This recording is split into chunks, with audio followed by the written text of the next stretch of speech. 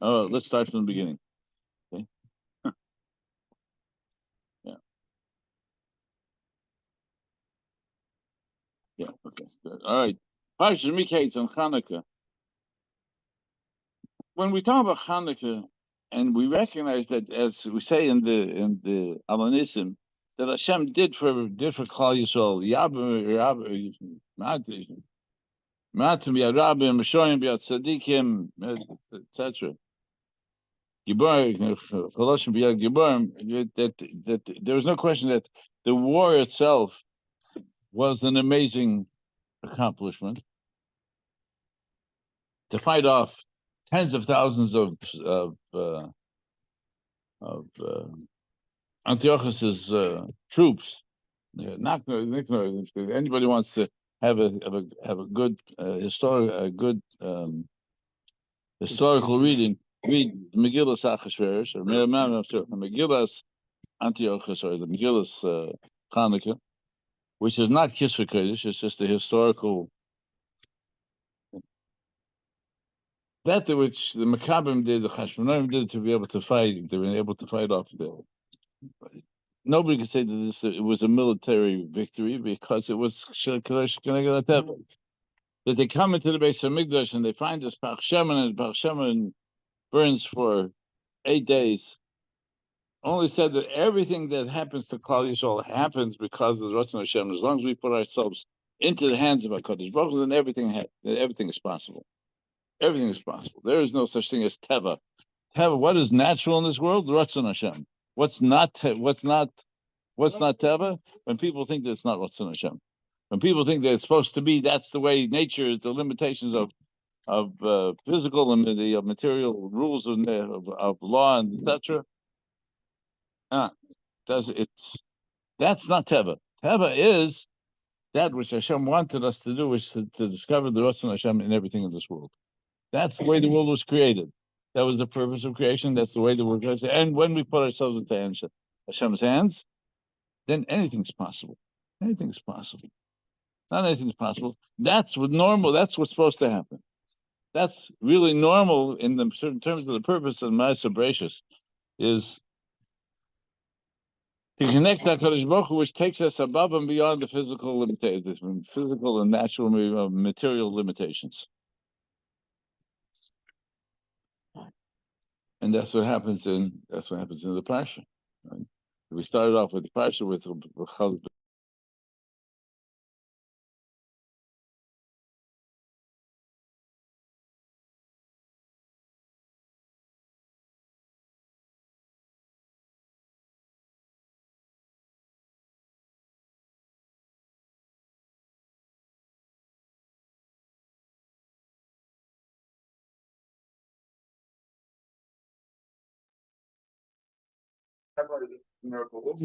that could be.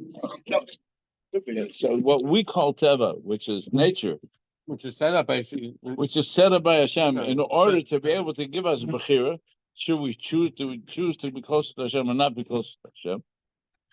That's what we normally call teva, and that's all because the hateva is the gematria of Elokim. Right.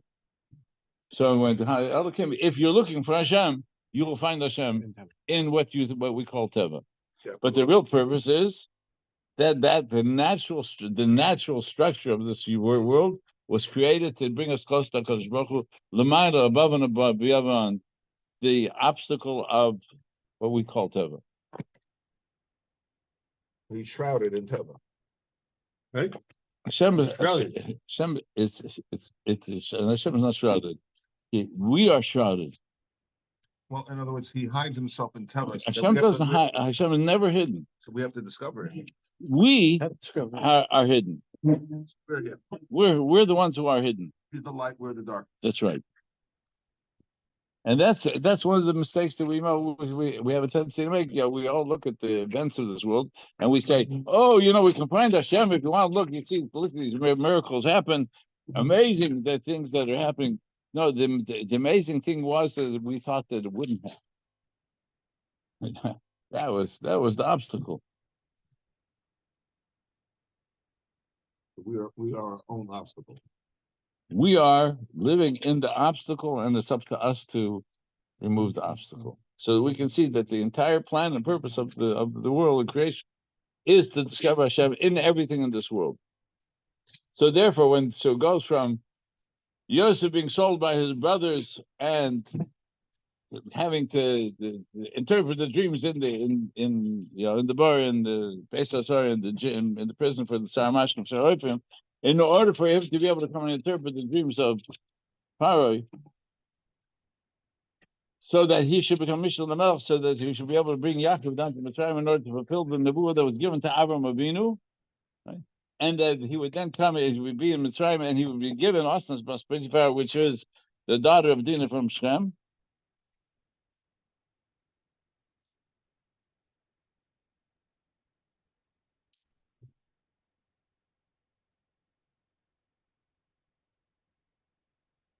Which in itself is a whole beautiful piece of measure. That Dinah was really supposed to be Rachel's, but Leah saw that if Rachel would have Dinah, she would only have one son. So she was mispalo that Dinah should be born to her. So she was conceived in Zilpah, Rachel, and then transferred to Dinah, and the parents to transfer to Leah. So even that whole part is all hidden. We don't see it on the surface, but it's all there. One is woven into the other, and that's that's sort of like the muscles given. The surrogate. Mm-hmm. Yeah, huh? Yeah. Leah was the surrogate. Yeah. Was the Uber transferred over? Yeah. Metaphysically? Yes. No, physically. How? Why? Yes. You say, oh, how does that happen? No, I was saying, was it transferred or was it? No, it was about it was physical. What? Yes, at the same time. Yosef and Dinah were switched. Wow. Not something we can understand. No, sure we can. The only reason why we can't understand is because we think that this body is really it's its own limitation. But it's not. The Ratzon of Hashem is not limited by the body. So what happens to a body, and therefore, so then the nisim that happens to the tzaddikim, that we say, this is the kvitz zaderech. Kvitz zaderech is Hashem wants the person to be this place. The person starts off over here, and then the person's over here. This is the Ratzon of Hashem. To borrow the contemporary metaphor. Bring me up, Scotty. Right? All of a sudden he's up, he's down, right? It's not Moshe's time, right? Before Moshe's time. Yeah. Okay. Now we see the things. Oh, these are things like the imagination, science fiction. And when we talk about ourselves as recipients of Ratzon Hashem, then all limitations are only that which the illusion is given to us, so that we should have a chiyuv. Our world is not an illusion; Hashem created it so that we should have to discover the Ratzon of Hashem. So, because Hashem wants us to daven, well, Hashem wants us to come look to Hashem. Go look for Hashem. When you find Hashem, you'll see that Hashem is Matir Asur. Yes, right. Why were the Immortals forgiven? We're Koros. Hashem yearns for the tefillos of a tzaddik, for all Yisrael. He wants us to daven for us to have to be megal kvod shemayim in this world. And that's really why we say Baruch Shem Kvod Malchusa quietly, because that's to see the Malchus of Hashem. We have to stop and think, okay, what are we going to say? Where do we see the Ratzon of Hashem in the world? So we call out Shema Yisrael, so that we want to be able to see the achdus of Hashem, and then we have to listen to how Hashem is going to reveal to us the Malchus of Hashem in this world.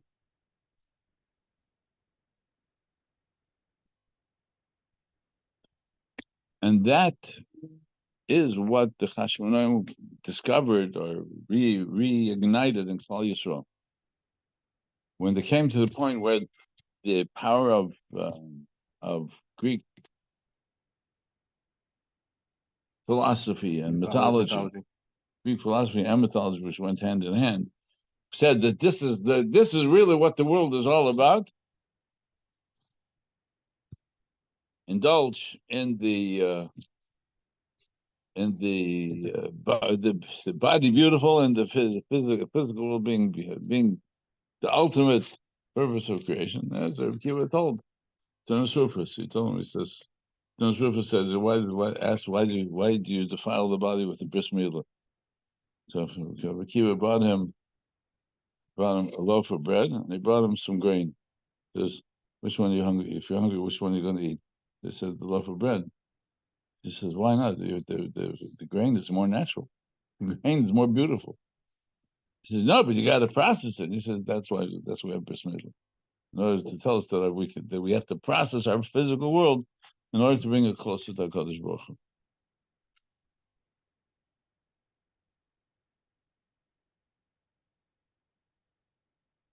And that the chiyuv for women to light the mitzvah of Ner Chanukah, because was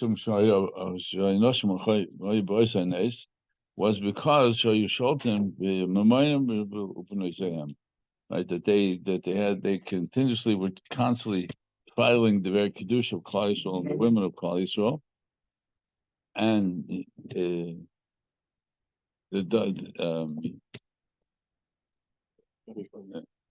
some broken telephone, literally, and that Yochanan Kohen Gadol's daughter told her brothers, "Are you going to let them do this to me?" Says, "This is the kedusha of the Kohen. You're allowed them to defile a bas Kohen." So if they know, then we have to do something about it. So she provoked them to look beyond beyond the political environment and the limitations of things that was being imposed upon them, and say we don't have to be bound by these limitations. And the moment that they did that, and they dedicated themselves to Mechemes Hashem, so then their whole Mechama was Shlikat Derech HaTorah.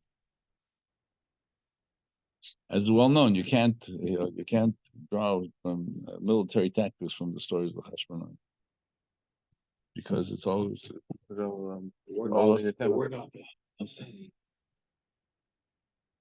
how many what? No, they had a small group. No, I don't know. I have to take a look. I have to look at the history books. In the hundreds? Yeah.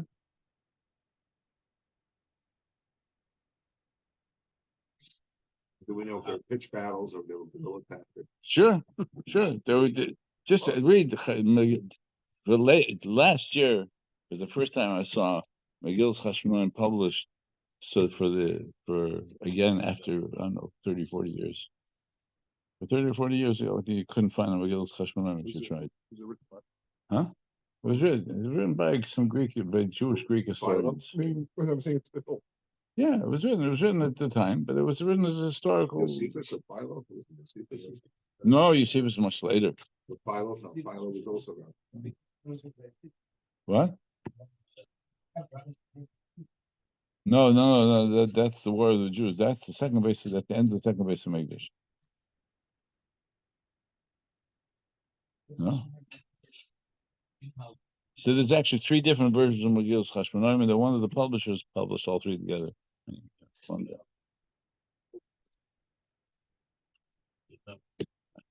I once gave a class on it, so somewhere in my memory is it the description of the military victories, if you want to call them, but their ability to be able to overcome overwhelming odds. Overcoming overwhelming odds is basically a statement of Teva. No, it wasn't. It wasn't overwhelming odds. It was Shorim Biad Tzadikim. Yeah, that's the way. That's what's supposed to be. That's what's supposed to happen. How accurate is the account in the Megillah? Is it? It's yeah. It's a historical. Seems to be nobody really disputes the historical account, but it's not Kisvei Kodesh. It's not canonized. No, it's not Kisvei Kodesh. It's an interesting story. Historical. Ben Sira, the same level as Ben Sira. No, Ben Sira is much better than that. Ben Sira is almost Kisvei Kodesh. Almost Kisvei Kodesh.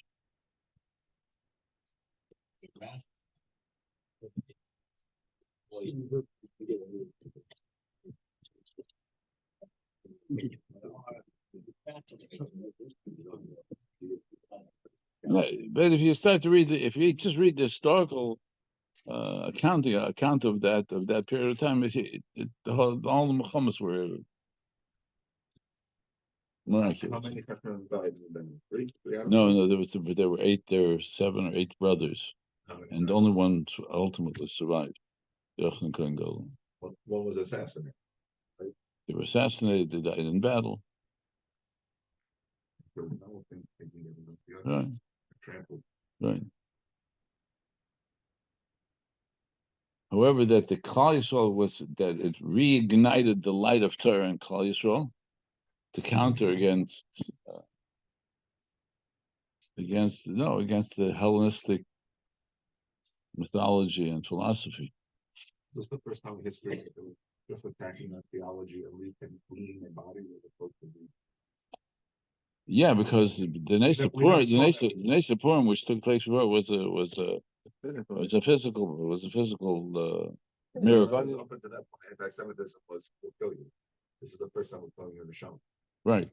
There was a spiritual battle for the very neshama of Klal Yisrael. Not the birth, but this war that we're talking about, the ability to ignite the spirituality. It is igniting it. That's what Klal is. I'm just waiting for what's going to take to ignite the American neshama. Shem Yerachim on that. We're getting close to it. We're like sitting ducks. We're getting close to it. Are we sitting ducks? Are we like Berlin 1938? It sure sounds pretty close. 1933. Yeah, so it started with the campuses. Started with over there also. Started with the students on campus. Sell our house for something. Mhm.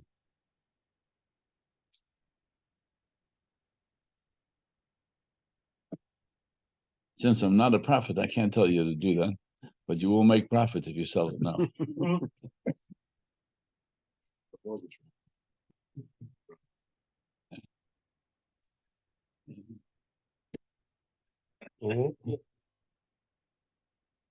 So in all of this, so that we say we get to see. So Yosef gets into Mitzrayim and marries this Asnas Bas Potiphar, which is Dinah's daughter, in order so that Yosef will become Ephraim and Manasseh become part of the Yud Beis Shvatim. And anyway, so therefore, when Yosef's brothers come to him and he gets to see.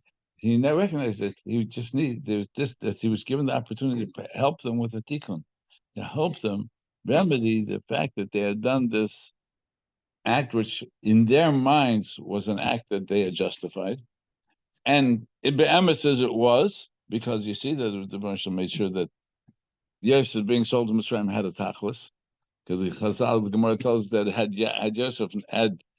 Yosef not brought Yaakov down to Mitzrayim at that point, Yaakov would have to go down to Mitzrayim in chains, because the nevuah had to take place. The nevuah of the bris of Mitzrayim had to take place. So Kodesh Baruch Hu Barachimov allowed all of these what we call events that take place. They play out. Right? Why that? Because there still was something left. There'll be masakin. There's still masakin.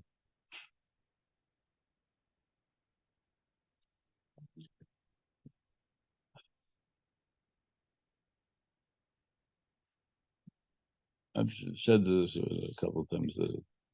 There was once I was invited for a couple of times to go up to Salt Lake City, Utah, by a group of Mormons and Jews and Gerim.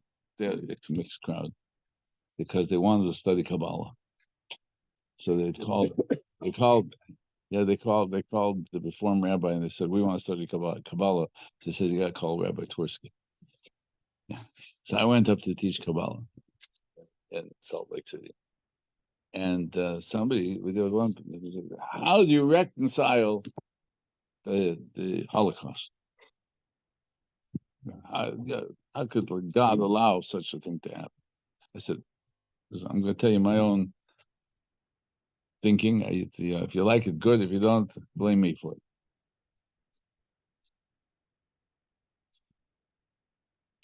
The Spanish Inquisition took place because Jews had signed in 1390. Had signed because the church had already decreed that Spain was a holy country, and that anybody living in Spain had to be Christian. And they had told the Jews, either you sign it or you leave Spain. And everybody signed it because it was like, what's your identity? My identity is, the identity is Christian. Okay, good, fine, then you could stay. 100 years later, Tarkamada said, hey, you got all these people who have signed up to they're Christians, they're living as Jews. Not practicing. They're not practicing Christianity, they're practicing Judaism. So there were a lot of, besides all of the torture, torment of the Inquisition, the majority of Jews left Spain. Those who stayed, we call them Moranos, right? Conversos. Now it's the nicer name for them, right? Who were put into Cherem. Because who told them that they have to stay? They stayed only because of their wealth. Their business. Right? Mm-hmm. So they chose to live with their Judaism hidden rather than die as Jews. Or to leave. Right? They decided to stay and not die, not give up their lives for being Jews. Okay. So you have all these Moranos who lived, and for 500 years they've lived in Spain. All the generations they lived in Spain. What's the tikkun? What's the tikkun for those who refuse to give up their lives for being Jews? They would have the tikkun for their neshamas would be they'd have to give up their lives because they were Jews. So even though there were many Jews who denied that they were Jews when they came to the Holocaust, when the Nazis said all they were going to around the Jews, there were people who said, "I'm not Jewish," but they died because they were Jews. That's the tikkun for the Moranos. 6 million. Huh? Over the generations. Especially over the generations. It says just Spain. What happened in Spain was one time. It could have happened. It did. It happened in France and it happened in Italy. Right? Happened in Yemen. Yeah.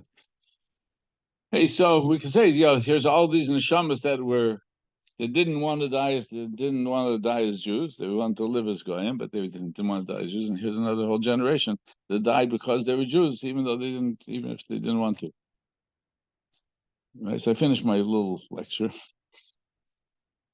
and in the back room stands up a Jewish woman, and she says, Rabbi Twerski says, I need to tell you something, but there's a window over here. I'm going to stand here looking out the window because if I look at you, I won't be able to say what I need to say. I said, go ahead. She says, her family were Moranos.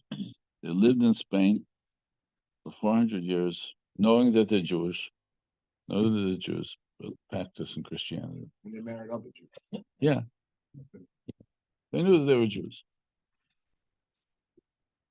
Her grandfather finally left Spain, came to the United States. He arrived by boat in San Francisco.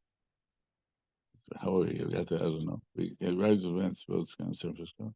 As soon as he arrived in San Francisco, he went to the rabbis in San Francisco and said, "I'm Jewish. My family have been hidden Jews for the last 400 years.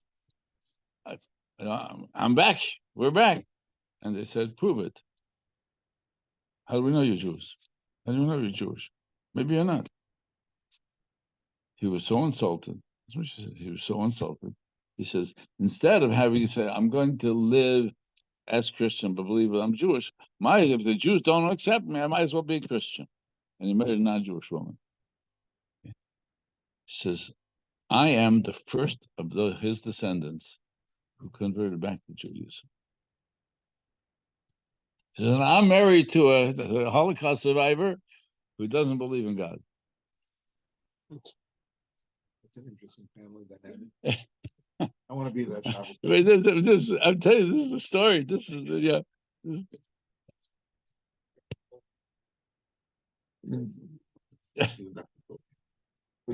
Rabbi just said she was Megaya, right? She was Megayer back to being Jewish. Yet she married someone who. She married a Jew. Right. Oh, not religious. I'm saying. Yeah, that's it. Right. Yeah, after you get married or yeah. That's like Right. So we look at it, wow, yeah, amazing stuff that's happening and is happening. But if we follow through the purpose and the purpose, which is to discover Kodesh Baruch Hu and everything in our world, then all the stuff, okay, yeah, so it goes through the filters of what we call historical events, the chronology of civilizations. But the whole purpose is for us to discover that Kodesh Baruch Hu is in our lives all the time. And every time that we move away from it, we are reminded by the nations of the world who we are and what our purpose is. And if the rest of the world says all the problems of the world is because of the Jews, they're right. Right? we do run the bank. We do run the bank. If we are close to HaKadosh Baruch Hu, then Hashem gives us the world to use to serve Hashem. If we don't, then it's taken away from us. And now this verse with Kli Yakar says it in 3 or 4 different places. Chaim HaKodesh says it in several places. All that we see in front of us is the obstacle for us to be able to get past the veil of human events.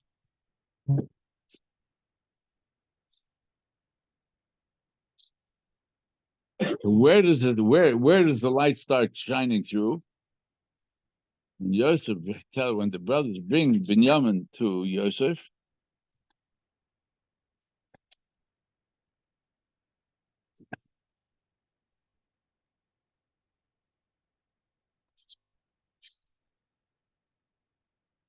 Yosef lifts up his eyes and he sees Binyamin, his brother, his full brother, the son of his mother. And he said, "This is and this is your younger brother, that you were talking about." He says, which the Targum says translated, Hashem should have rachmanos on you. He says the remez for Hanukkah is in Yachnucha B'ni. That is the Kodesh Baruch Hu, that Yosef saying Hashem should dedicate you, give you chen, Hashem should be mechanech you, is because Hanukkah is not only called Hanukkah because of the historical events of Chanukah, Chafei Kislev, but because it's the chinuch of Klal Yisrael, it's the dedication of Klal Yisrael. It's Klal Yisrael's chinuch, it's Klal Yisrael's recognition of who we really are.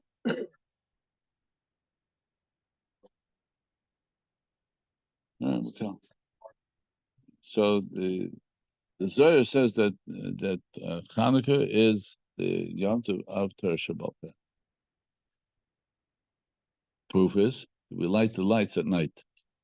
Torah Shabbat you're not allowed to learn during the day. Torah Shabbat you're supposed to learn at night. He says we light the menorah throughout the night, even though the lighting the menorah in the Beis Hamikdash was during the day. But we light the menorah at night because it's to reveal the Torah Shabbat in the world. and therefore it's the Rosh Hashanah of Torah Shabbat Peh. It's learned at night because it makes the light, makes the darkness light. It lights up the night. Right. You can't just sit and open up the Chumash and understand the Chumash without Torah Shabbat Peh. So when you want to learn Torah Shabbat Sav, you got to do it during the day. We're going to Torah Shabbat Peh. That's at night. You know. Was it like us? It was like, It says you shouldn't Torah What? Shabbat Sav. You should learn during the day.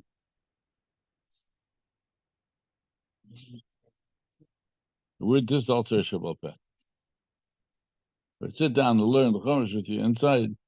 You know, so if you learn Parsha with the Torah Shabbat, then if you learn the from Mefarshim, then it's Torah Shabbat Peh. okay, that's what I think. Okay. So it's brought down basically the Shiloh Kodesh. It's brought down the Svarim on Chanukah. So this Sefer Nachlas Yaakov says that says the early Doros didn't need to have Torah Shabbat Peh to learn Torah Shabbat Sav. I mean, they didn't. You're right. They didn't need the Torah Shabbat Peh. You could open up the Torah Shabbat Sav, and they understood immediately what the Torah Shabbat Peh was. But it wasn't until after we started going to Golos that we started realizing that They we wrote losing. down the Torah Shabbat They Peh. started to write down the Torah Shabbat Peh because we needed it, because we don't have the clarity. But he says his bride brings down, I guess, trust the source because he's a reliable Talmud Chacham. So the Vilna Gaon, the last years of his life, only taught from Chumash. He would open up and start taking Chumash, and on each word in Chumash, he'd start opening up the Torah Shabbat Peh. And each paragraph, by each pasuk, and he would come out with all. You retro-engineered it. Yeah. He said, go back to the Torah Shabbat Sav. Here, let's read the Parsha, not that with the Torah Shabbat Peh. Source. Yeah, the source.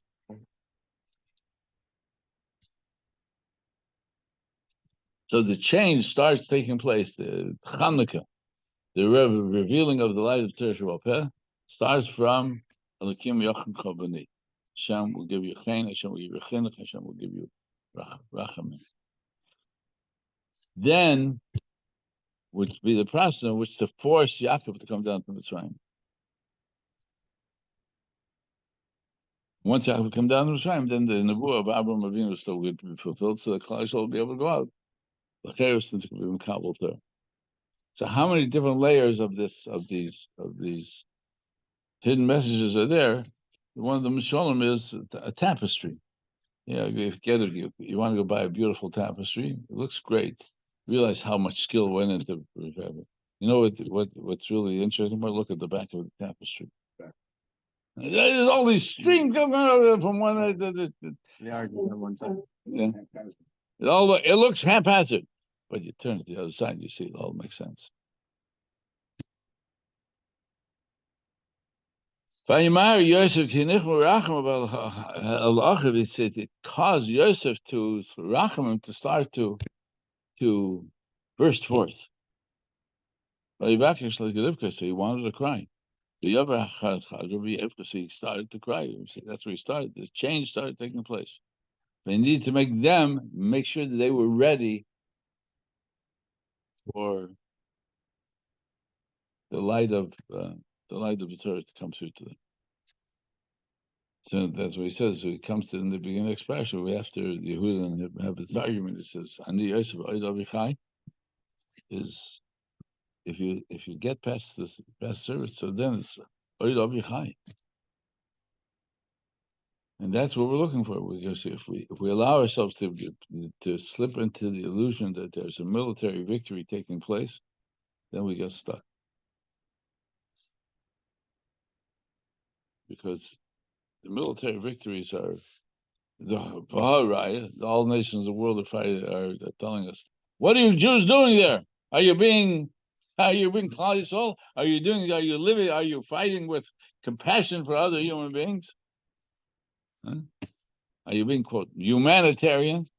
And the answer is Klal Yisrael. Yeah, we need to show the world that we are Rachmanim. Get rid of a mullik. Mr. Kill a mullet, we don't Mr. Kill. If we're not, then the politics of the world will accuse us of being not consistent with Torah.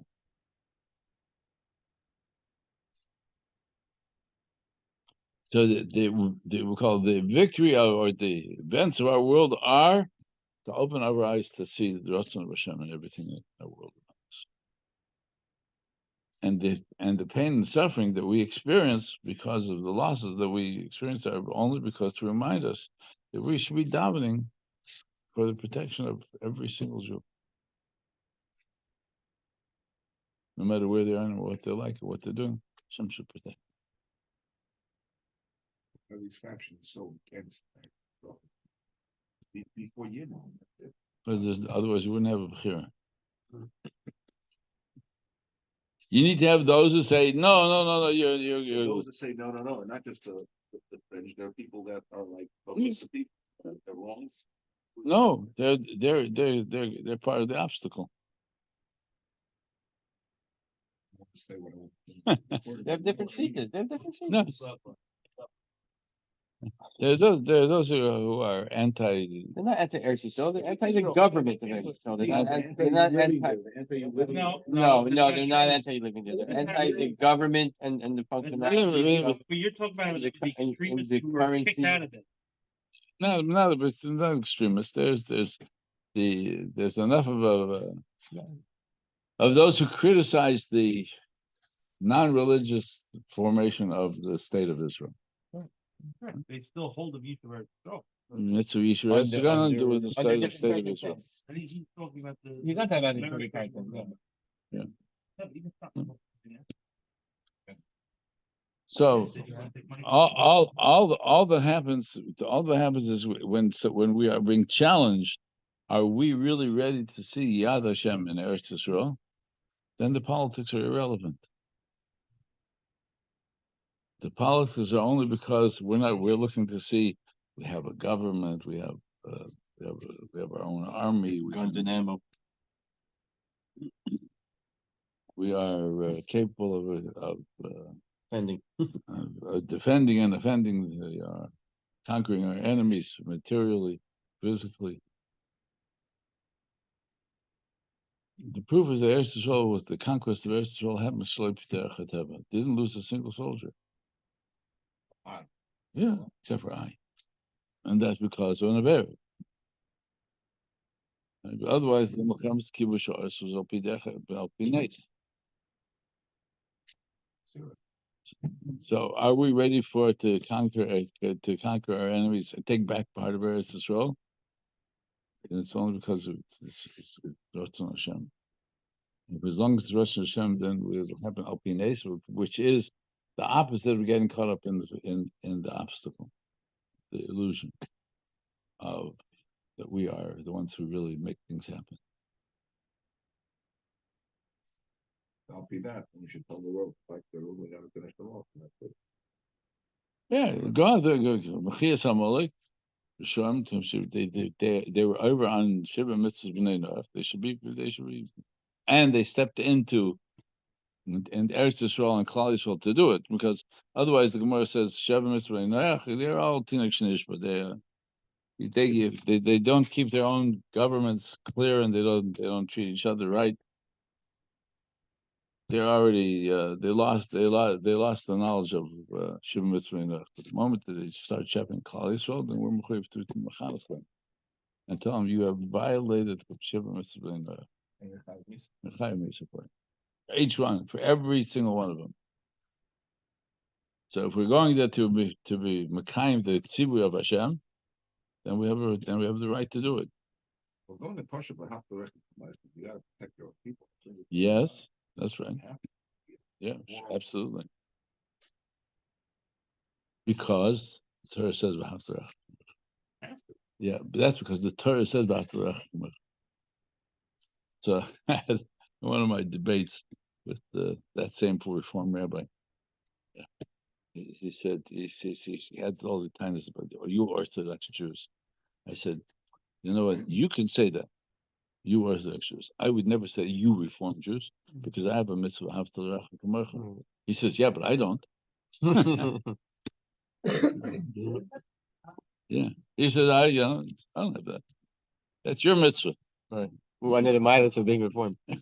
Yeah. Yeah, after Rachamacha, he gets it. Gonna punish him. Wasn't good enough, they didn't need that one. They didn't need that one. Yeah, they could be right. It could be. Okay, whatever. So as long as we take the responsibility that it is ours, and the Yisoid B'Sharash Avoda, one of the great, most spiritual non-Hasidic form written in recent history, was, he says, when you say Shema Yisrael, you should say it. And he says, right, this is right. He says, Shema Yisrael, Hashem Elokeinu Adei B'Sharash is unser God. Unser God. Hashem Elokeinu, Hashem Echad. He says, you have to say it, that he's our God. We chose us to be close to HaKadosh. And if otherwise we're saying that Hashem is the greatest power in the world, okay, it's very good. We see lots of powers in the world. Hashem is our power.